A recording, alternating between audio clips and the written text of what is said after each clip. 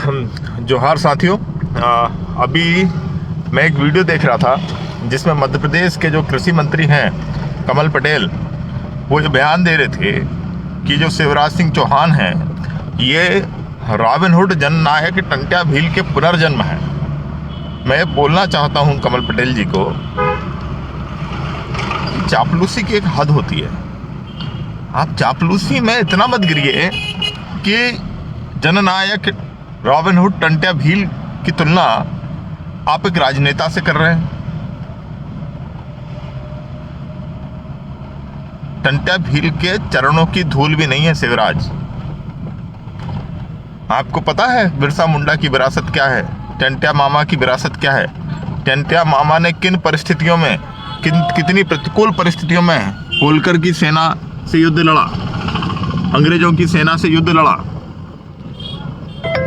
उस जमाने में 1888 में नर्मदा किनारे उस जमाने के 6000 रुपया, जो आज के 600 करोड़ के बराबर होते हैं, ये लड़कियों की शादी के लिए दिए थे। गरीब किसानों को बेल खरीद के दिया करते थे। और ये जो मुख्यमंत्री के रूप में जो पैसा खर्च कर रहे हैं, ये आम जनता के टैक्स का पैसा है। ये कोई इनके शिवराज सिंह चौहान का निजी पैसा नहीं है। आदिवासियों के हक अधिकार के लिए बने जो कानून है, फॉरेस्ट राइट एक्ट है, पैसा कानून है, 5वीं अनुसूची है, क्या आदिवासियों को अधिकार दिए?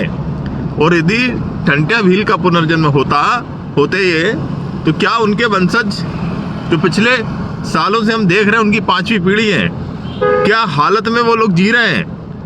10 एकड़ जमीन नहीं है उनके पास। और यहाँ जहाँ उनका गाथा स्थल बना हुआ है पाताल पानी में, वहाँ पर अहिंसा पर्वत के नाम पर इंदौर के एक बनियों को 100 एकड़ जमीन दी गई है वन प्रबंधन के नाम पर।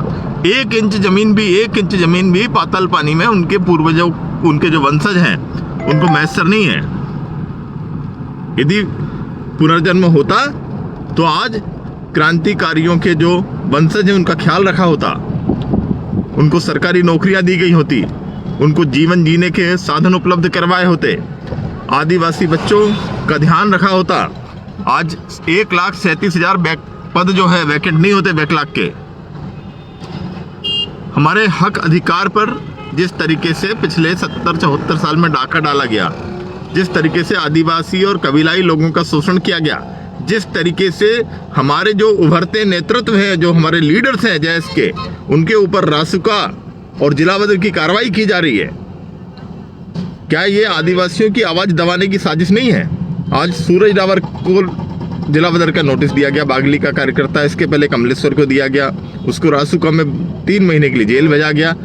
इस तरीके से आदिवासियों के अधिकार के लिए जो लोग लड़ाई लड़ रहे हैं, जो संघर्ष कर रहे हैं, उनका आप दमन कर रहे हो।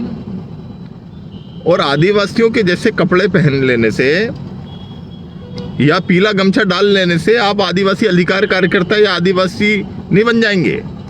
आपको संविधान के अंदर जो उनके राइट्स दिए हुए हैं, जो प्रावधान है, उनको जमीन पर उतारना होगा। 17-18 साल से आप पावर में हैं, क्या आपने उनके अधिकारों के लिए लड़ाई लड़ी है? आपको पता है वनाधिकार पट्टे के दावे कितने अस्वीकृत हुए हैं आदिवासियों के? 1 लाख से ज़्यादा दावे अस्वीकृत किए गए हैं। इसका मतलब आप जानते हैं? इसका मतलब ये है कि कोई आदिवासी यदि किसी जगह रह रहा है बेचारा 20 बाई 20 की जगह में, तो उसको उसकी जगह रहने का अधिकार, जिसको हम वनाधिकार बोलते हैं, वो अधिकार भी आप उसको नहीं दे रहे हो। साफ पीने का पानी, उनके लिए अच्छा एजुकेशन, अच्छी हेल्थ फैसिलिटी तो बहुत दूर की बात है। इस तरीके से जो आपको करना चाहिए वो नहीं कर रहे हैं, और आदिवासियों के नाम पर ढोंग किया जा रहा है। आदिवासी कल्चर को प्रोटेक्ट करने के नाम पर ढोंग किया जा रहा है।